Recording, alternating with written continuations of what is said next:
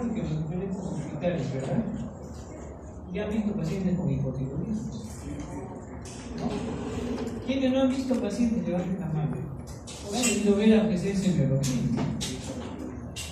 Recuerden que es la segunda patología más frecuente. Entonces, como ustedes ya han visto pacientes, lo que yo voy a hacer es básicamente tratar de fortalecer algunos conocimientos que ustedes ya tienen. ¿Recuerdan qué es esto? El eje, ¿no es cierto? ¿Cómo funciona el eje? ¿Dónde se produce la hormona liberadora de la TSH? En el hipotálamo. ¿Cómo se llama la hormona que regula a esta hormona liberadora del hipotálamo? T3. No se olviden, T3. La T3 puede regular a la hipófisis, pero también regula al hipotálamo. ¿De acuerdo? No se olviden de eso. Muy bien, entonces, si yo tengo un problema en la tiroides, básicamente en la tiroides, ¿qué tipo de hipotiroidismo es? Primario. Si la falla está en el hipotálamo, ¿qué tipo de hipotiroidismo es? Terciario. Y si el problema está en la hipófisis, es secundario. Lo que tienen que saber para que más o menos sepan orientarse cuando tengan un paciente con hipotiroidismo. Muy bien, miren este caso. Es una paciente, mujer de 38 años, que consulta con ustedes, ¿no? Cansancio, somnolencia, ¿qué más? Caída de cabello y se olvida constantemente sobre temas laborales, en este caso temas escolares. Puede ser un tema educativo. El hipotiroidismo se puede presentar a cualquier edad. Yo le estoy poniendo un caso típico, ¿no? Pero nadie con esta paciente no tiene ningún antecedente, salvo que le encontraron en esos exámenes ocupacionales un colesterol ligeramente elevado, como dice ahí. ¿A qué edad comenzó su periodo menstrual? 12 años. Recuerden, menarquia, primera menstruación. Y su fecha de última periodo menstrual refiere el 20 de agosto del año pasado y su régimen catamenial es normal. ¿Qué tiene entonces? ¿Amenorrea primaria o secundaria? ¿Ah? ¿Primaria o secundaria la amenorrea? Secundaria, ¿por qué? Porque ya menstruó, pues. Recuerden, la menarquia es la primera menstruación. Si no hubiera menstruado sería amenorrea. Tiene una tía con sobrepeso y según la paciente dice que tenía un problema en la tiroides, pero que no se estaba tratando. Al examen, ¿qué les llama la atención? Tiene obesidad, ¿sí o no? Tiene obesidad, el índice de masa corporal normal debe ser menor de 27, ahí tiene 30, casi 18 kilos para la montaña. La piel está levemente seca, la tiroides se palpa, los ruidos cardíacos están normales, no tiene insomnio. Salvo, como dice ahí, a nivel neurológico, que se le encuentra leve miopatía. Miopatía es dolor. Y además el reflejo está, el anguiliano, la fase de relajación está prolongada. ¿Tiene hipotiroidismo? ¿Quiénes dicen sí? Levanten la mano, a ver. Sin miedo. Ya hay todos, 3 nada más y el resto nada. Hay duda, ¿verdad? ¿Por qué hay duda? ¿Perdón? Falsan los exámenes de laboratorio. Ok, pero lánzate nomás a la piscina. Un animal de 3 patas que dice guau y tiene cola, ¿qué es? ¿Gato? Probablemente sea perro, ¿no es cierto? O será ratón. Este caso probablemente sea hipotiroidismo, entonces tienen que lanzarse y tomar un diagnóstico diferencial. ¿De acuerdo? Ok, eso es lo que vamos a tratar, porque van a ver ustedes en la consulta. Muy bien, ¿qué entonces es el hipotiroidismo? Es una deficiencia hormonal, como dice ahí, común, ¿ya? Después de la diabetes es frecuente ver pacientes con hipotiroidismo. El diagnóstico y el tratamiento es simple, es fácil.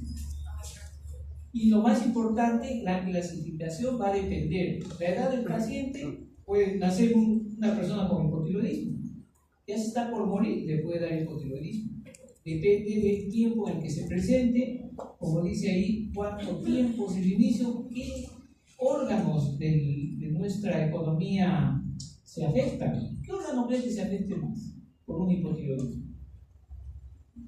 Digamos, no te tratas, estás a años hipotiroidismo, ¿qué se afecta más? Sistema nervioso, neurológico, sistema cardíaco, se afecta a todo el realidad. Entonces va a depender de la severidad también. A ver, si yo tengo una paciente que era normal, le encuentra un nódulo en la tiroides, que es un cáncer de tiroides, y en 3 meses la opera, se vuelve hipotiroideado.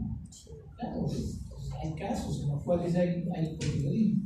Tengo un niño, un recién nacido que nace histérico, no puede succionar, tiene bilirubinas en 20, y tiene el ombligo, o sea, una hernia umbilical, y no puede succionar, y tiene la fontanela abierta. Ese es un caso de hipotiroidismo neonatal. O tengo un paciente que toda su vida ha estado bien y de pronto empieza a tener cefalea, puede tener diplopía o a veces hemianopsia, de pronto convulsiona. Va a la emergencia y le encuentran un sodio bajo. Le hacen el examen y tiene bradicardia. Es un hipotiroidismo secundario por un tumor hipofisiario que comprime además el foco. ¿Se dan cuenta? O sea, hay diferentes tipos de presentación. A eso me refiero cuando depende de la presentación. Entonces, como ustedes han dicho, el diagnóstico se sospecha que sea clínico, pero se tiene que confirmar por laboratorio. Debido a que muchas de estas manifestaciones no son específicas para la tiroides, ¿de acuerdo? Okay. Ahora, el hipotiroidismo más frecuente, como dice ahí, es el hipotiroidismo primario. ¿Funciona o no? ¿Qué es esto? Ni siquiera. Bueno, tenemos entonces la causa más importante es hipotiroidismo primario. Ya lo vamos a ver más adelante. Muy bien, entonces miren ustedes, ¿qué porcentaje de la población en general y mundial tiene hipotiroidismo? 5%, hablamos de casi 300 millones de personas. Y la mayor cantidad de hipotiroides está en nuestro rango de edad. ¿Cuántos años tienes? Estás en el rango, ¿no? De 20 a 40. Yo ya he salido ya del rango. Pero tengo antecedentes familiares, en mi familia hay hipotiroideos.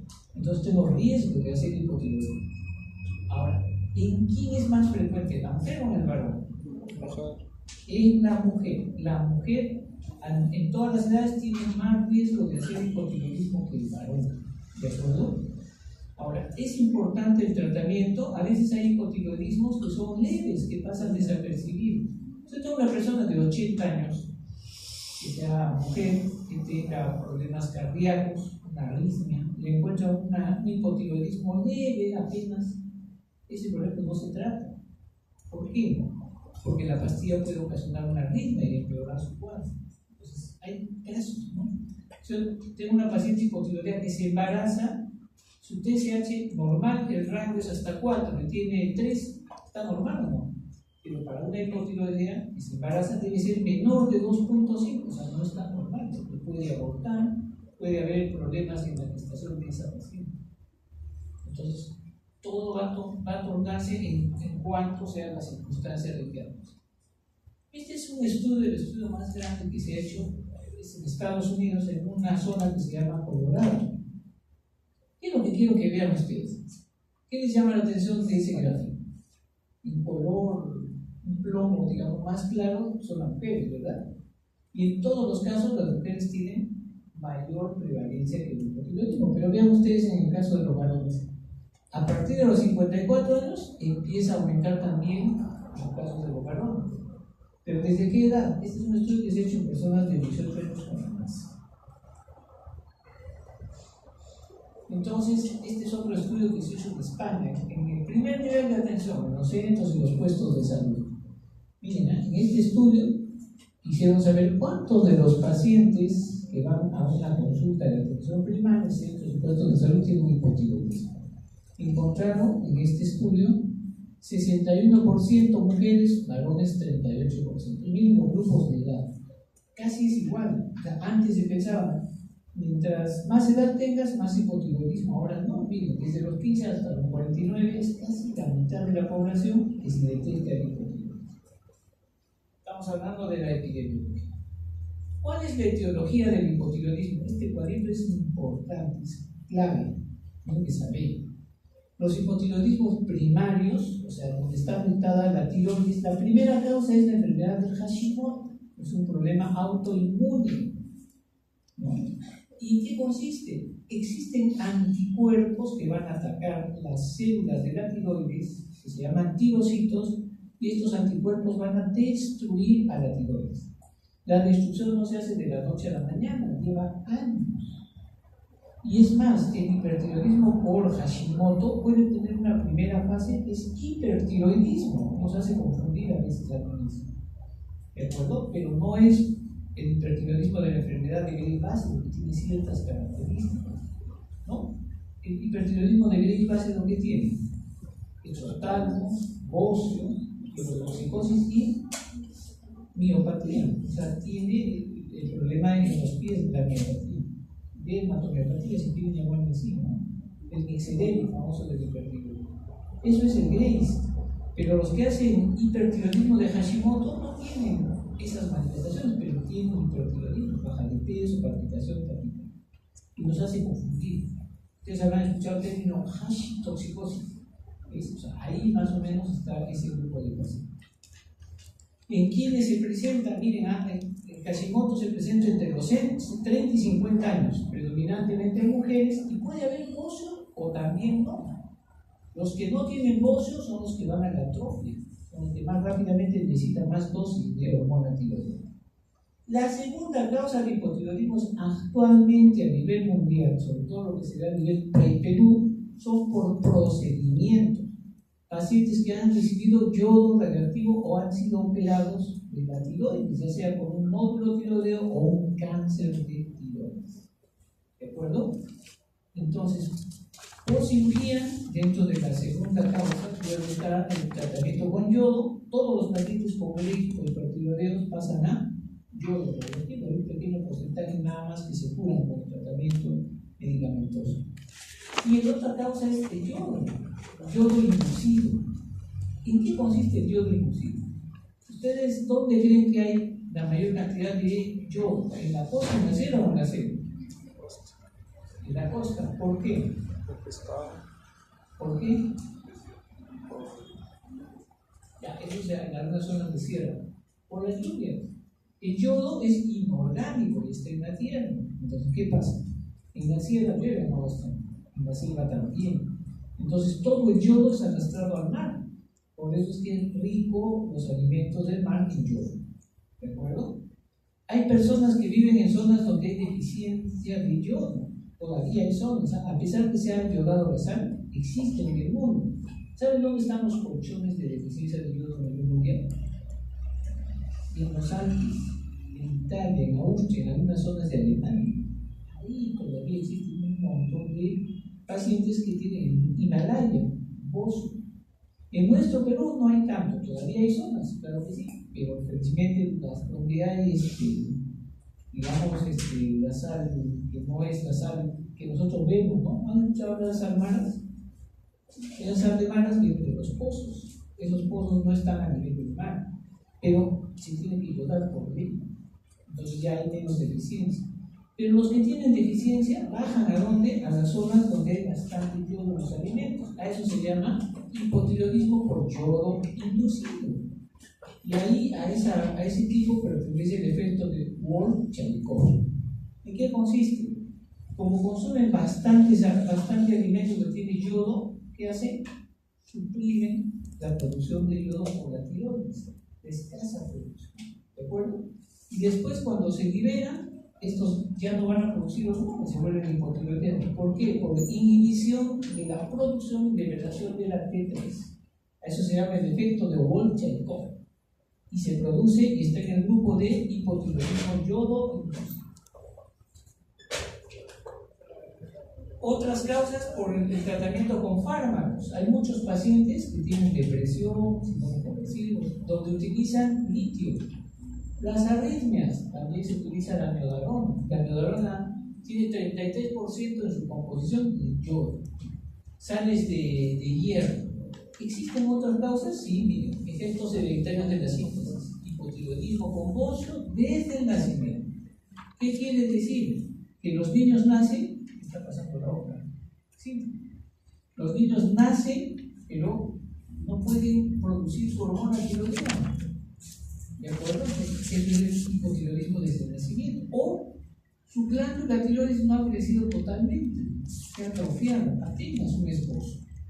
Y la otra causa son enfermedades de depósito, hemocromatosis y amiloidosis. ¿De acuerdo? Casi la mayoría están en ese grupo. Las otras causas, ya habíamos dicho, hipotiroidismo secundario. Es decir, la hipófisis es la que está alterada. Entonces, vayan pensando. ¿Qué hormonas se producen en la hipófisis? TSH, hormona que estimula la tiroides para que fabrique la hormona tiroidea. Si no se produce la TSH, ¿cómo está la tiroides 2 en sangre? Puede estar normal, puede estar disminuido. ¿De acuerdo? Miren, la primera causa son tumores que se llaman adenomas hipofisiarios. Estos adenomas aplastan a la hipófisis, justo la zona donde están las células que fabrican la TSH. Otra causa importante es el síndrome de Sheehan. ¿Saben qué es, no? Síndrome de Sheehan. ¿Saben o no? Una necrosis en la hipófisis por un embarazo, ¿no?, que está complicado en el tercer trimestre. Una atonioperina, no sé, ¿qué otra causa podría ser? Un shock séptico, que tuvieron que sacar del útero. Otra causa, un aneurisma. Otra causa, la más frecuente, placenta previa, para la que sangra, ¿no es cierto? Entonces, todo eso está relacionado. Ahora, lo que quiero que sepan es que el hipotiroidismo secundario en hipófisis no se presenta solo, se va a tener otros síntomas. Síntomas como, por ejemplo, hipogonadismo secundario. Yo tengo una mujer que tiene un prolactinoma, que es un tumor grande que le aplasta la TSH.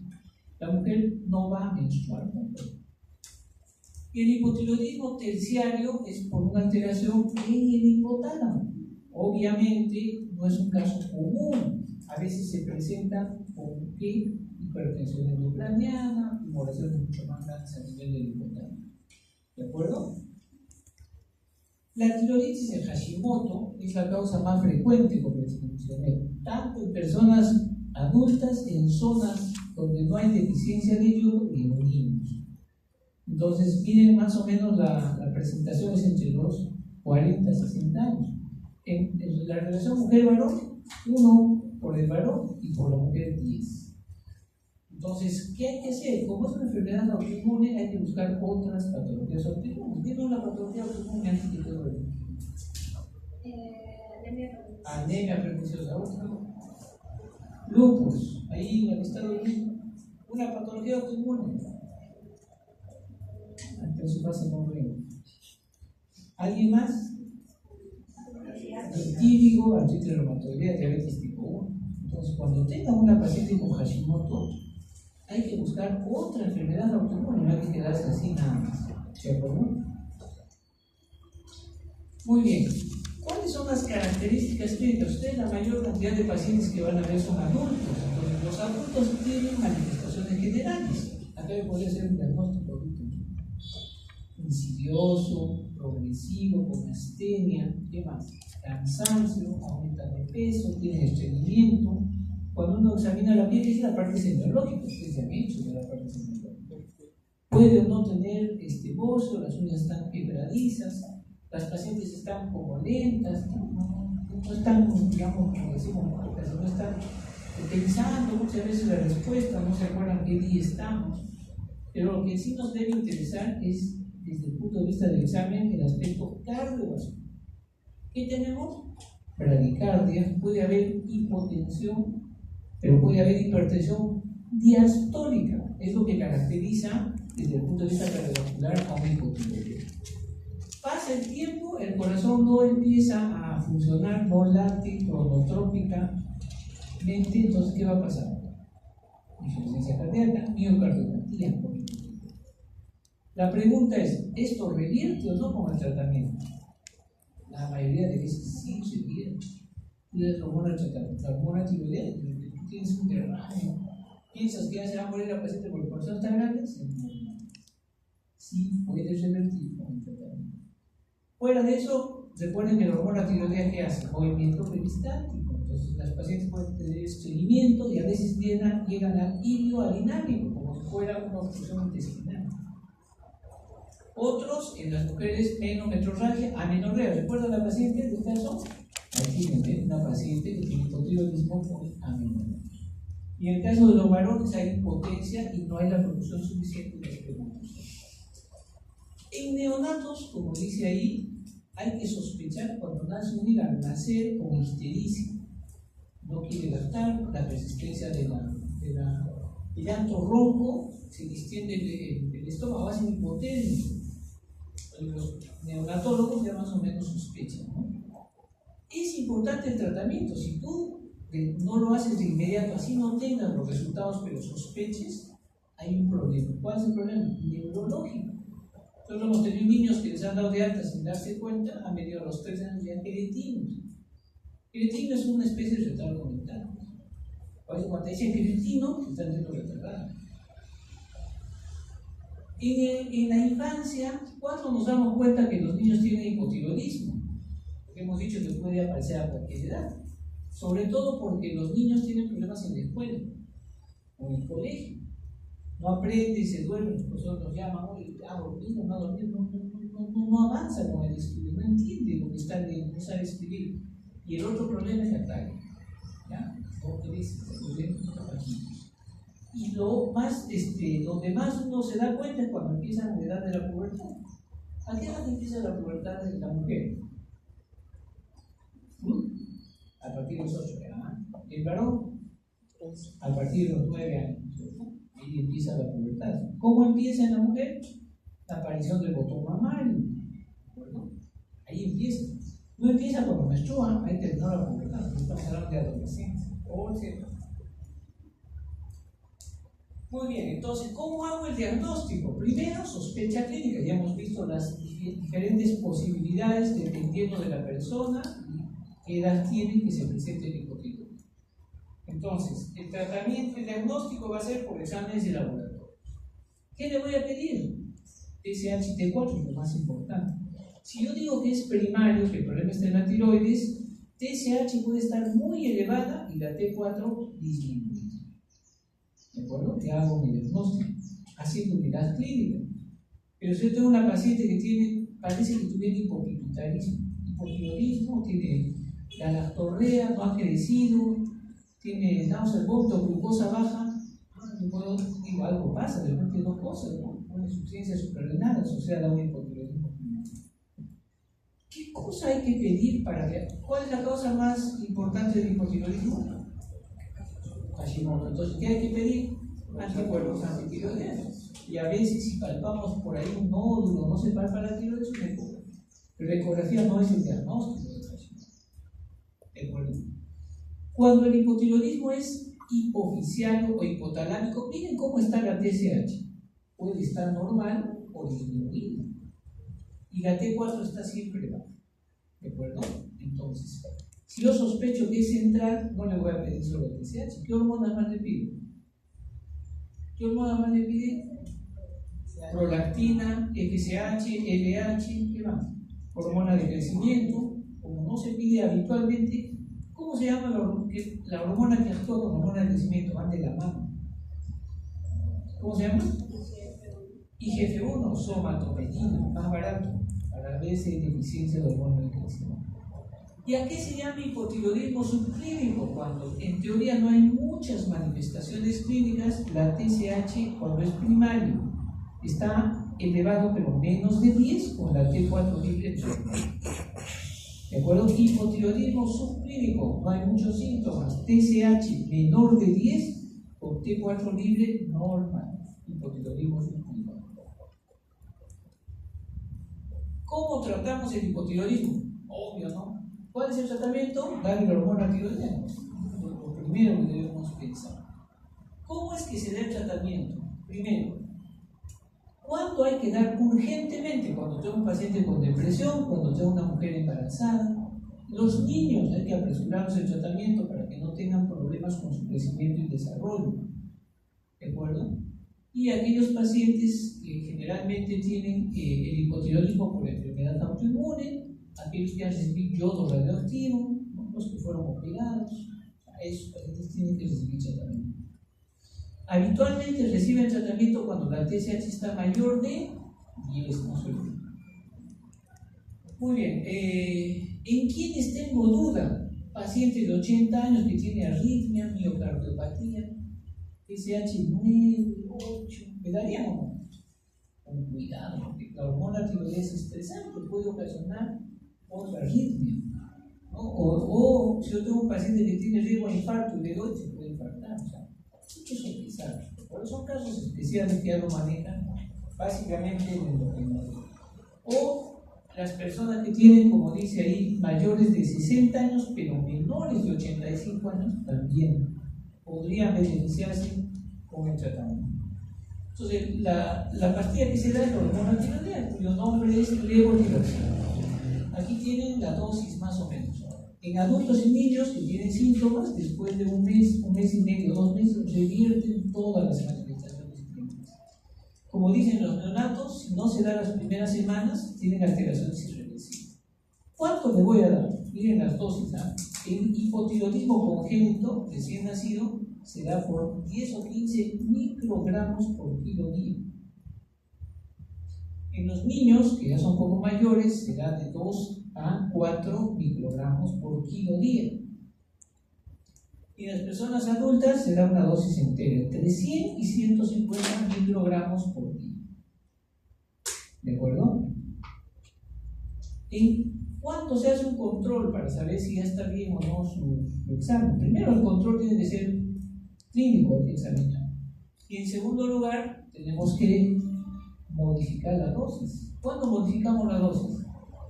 Cuando hay mejoría clínica y tengo resultados de laboratorio. ¿Cuál es el objetivo? Que la TSH vaya a un rango normal. Si lo normal para el laboratorio que ustedes trabajan les dicen es de 1 hasta 4, aunque esté en 2,8 está muy bien. Pero si esté en 100, están dando 50, viene a las 6 semanas, tienen que aumentarlo. ¿Cuánto lo aumento? Sin miedo, si son jóvenes, dale 100, de 3 que es doble. Y vuelve a citar en 3 o 4 semanas. Le vuelves a tomar y puede estar en 4. ¿De acuerdo? ¿Cuál es la máxima dosis que yo he dado? 300 unidades o 300 microgramos. Pero la mayoría entre 100 y 150 está controlada. ¿De acuerdo? ¿A qué hora se toma la pastilla? 1 hora antes de los alimentos con agua. Porque la pastilla se absorbe en el duodeno. Entonces hay que darle tiempo para que la pastilla vaya hasta el duodeno y se absorba. ¿De acuerdo? No con leche, con jugos, con matecito. No se me han traído por ahí nada. No se absorbe, pero lo vas a eliminar. Por eso es importante a esa hora. ¿Hay consideraciones especiales? Sí. ¿En qué caso? En el embarazo. En el embarazo no vas a esperar que termine su embarazo. En el embarazo el seguimiento es más cercano. Si digamos la persona tiene hipotiroidismo, está normal, no tiene molestias, pero su TSH está en 3 y está en el primer trimestre, hay que aumentarle la dosis, porque debe estar menor de 2,5. Y entre el segundo y tercer trimestre del embarazo, la TSH debe estar menor de 3. ¿De acuerdo? Esos son los parámetros para embarazarse. Muy bien, ¿en qué caso hay que tener cuidado, como dice acá? Si yo le estoy dando sucralfato o colesteramina, entonces no se va a absorber la hormona tiroides, ¿no? También cuando doy, como dice, anticonvulsivantes, hay pacientes que pueden tener tuberculosis en hipotiroideo, es decir, infanticida. Hay que tener cuidado, no hay que administrar conjuntamente. El grado severo de un hipotiroidismo se llama coma mixedematoso. ¿De acuerdo? Entonces, ¿qué es el coma mixedematoso? Es una complicación de un hipotiroidismo que por algunas circunstancias de la vida no se trató adecuadamente. No puede ser que tengamos pacientes que llegan en coma mixedematoso todavía en los hospitales nacionales. Casi nunca tengo un coma mixedematoso en la clínica de salud. ¿Ya? Nacional se ve con cierta frecuencia, 2 o 3 o 4 al año. Es poco frecuente, como dice ahí. Y miren esa cara, es un paciente con coma mixedematoso. El problema es neurológico. Cuando uno ve a una paciente así, lo primero que se te ocurre es que sea un coma medicamentoso y es neurológico, trastorno del sensor. ¿Por qué es importante el diagnóstico y el manejo? Porque lamentablemente se muere más de la mitad de los pacientes. Llegan, por más que esté en una buena unidad de cuidados intensivos, los pacientes mueren. La epidemiología, mire, el primer caso fue descrito en 1879.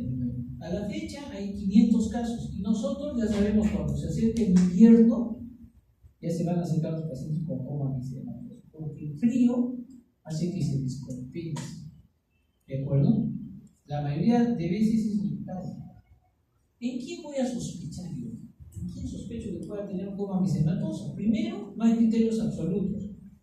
¿Ya? O sea, no hay un criterio que te diga este paciente es. Sin embargo, como ven, si yo tengo un paciente hipotiroideo que tiene trastorno del sensor, 2, le toman la temperatura y tiene hipotermia axilar, 36, 35. Bueno, temperatura axilar normal, 37, ¿no? 37,5 días fijos. Este paciente viene con 36 grados, 35,5 de temperatura.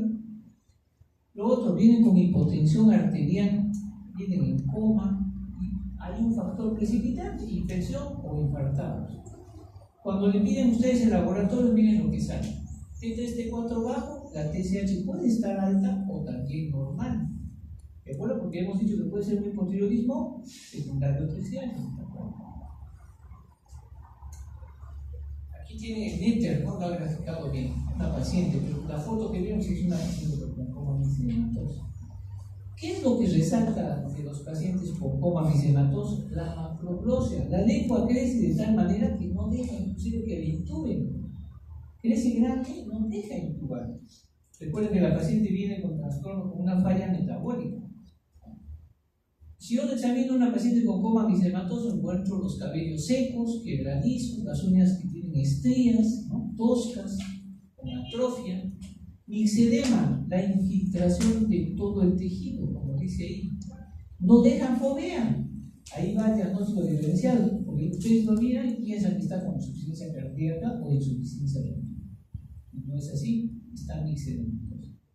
¿Dónde se ve más estas formas típicas? Como dice en la cara y en los ojos. ¿Qué es lo que se encuentra? Infiltración. Los aminoglicanos, ¿dónde están? Laringe, muy gruesa, edematizada, no se puede intubar. El riñón puede hacer una falla renal aguda.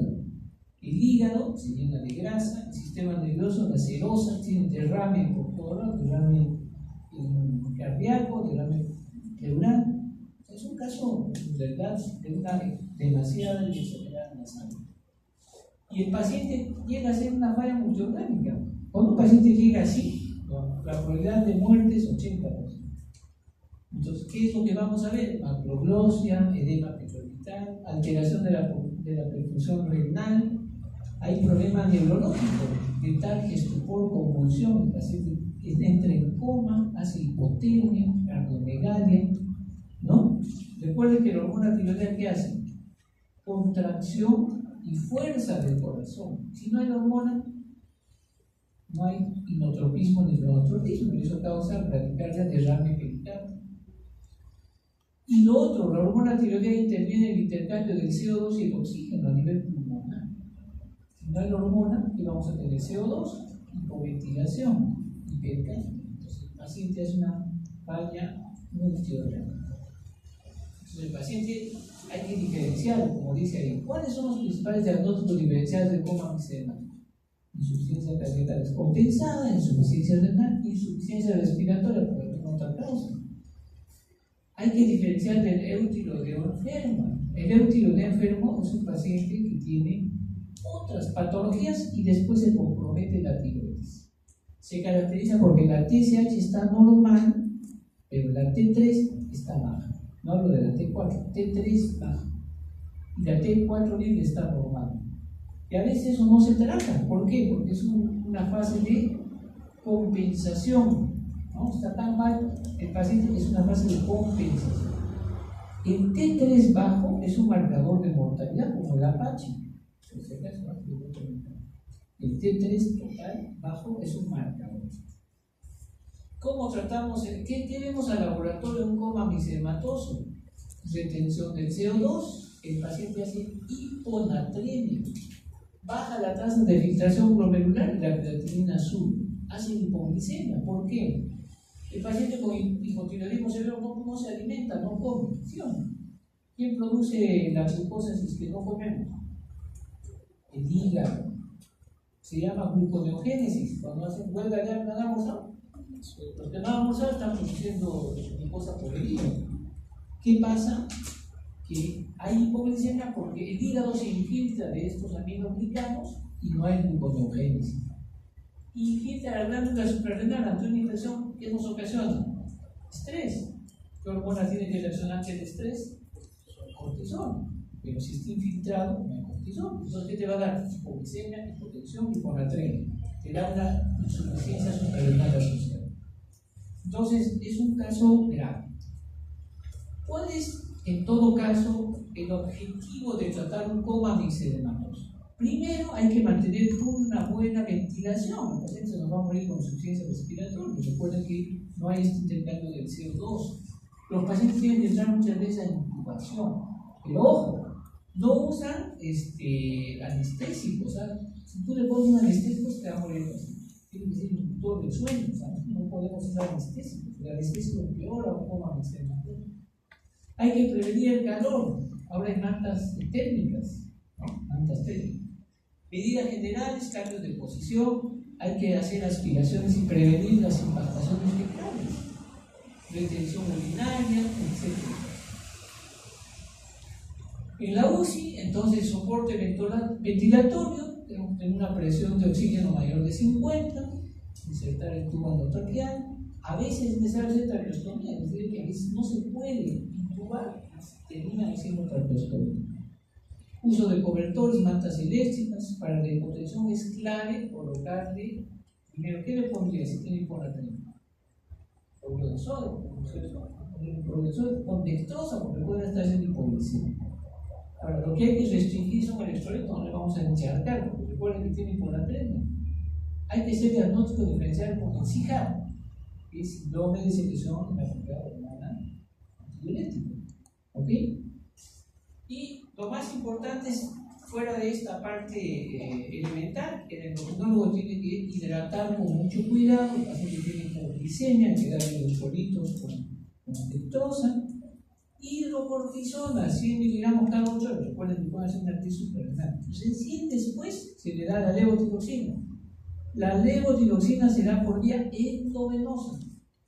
Lo triste es que no tenemos la levotiroxina. Ahorita van a la farmacia, no hay.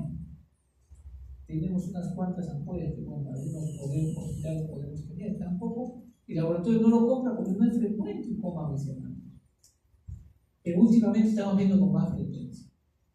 Entonces, la levotiroxina, la hidratación, teniendo cuidado de no intoxicarlo hídricamente, corregir la hiponatremia, ¿no? No solo eso, sino también hay que dar antibióticos si tiene una infección. ¿Cuáles son los factores pronósticos? He hecho un coma mixedematoso y yo digo, este paciente lo vamos a ver que se muere. Número 1, edad incremental, mayor de 65, 70 o de 80 años. 2, que ya tengan complicaciones cardíacas, es decir, ya han venido con tantos años de hipotiroidismo que no revierte su problema cardíaco. Que tengan hipotensión porque han tenido un shock séptico. Si yo le estoy colocando levotiroxina por vía endovenosa y tengo que colocarle más de 500 microgramos, o a veces le tengo que dar sinomel. El sinomel es la T3, que no viene por vía endovenosa, sino en tabletas que se mueven. Si no a pesar de la dosis, no recupera, también un mal pronóstico. Entonces, pero ¿cuál es lo más importante? Porque no le voy a estar dosando hormonas. Los hormonas hemos dicho que se espera 6 semanas para que cambie. ¿En qué parámetros nos basamos? En medir la temperatura. Miren, esto es importante. Este es un paciente que entra con un coma mixedematoso y la única forma de ver si el paciente estaba bien o no era medir la temperatura. Miren mi conclusión. Ahí están los días abajo, 14, 16, cómo se ha ido comportando. Es un parámetro que no se sube, ¿de acuerdo?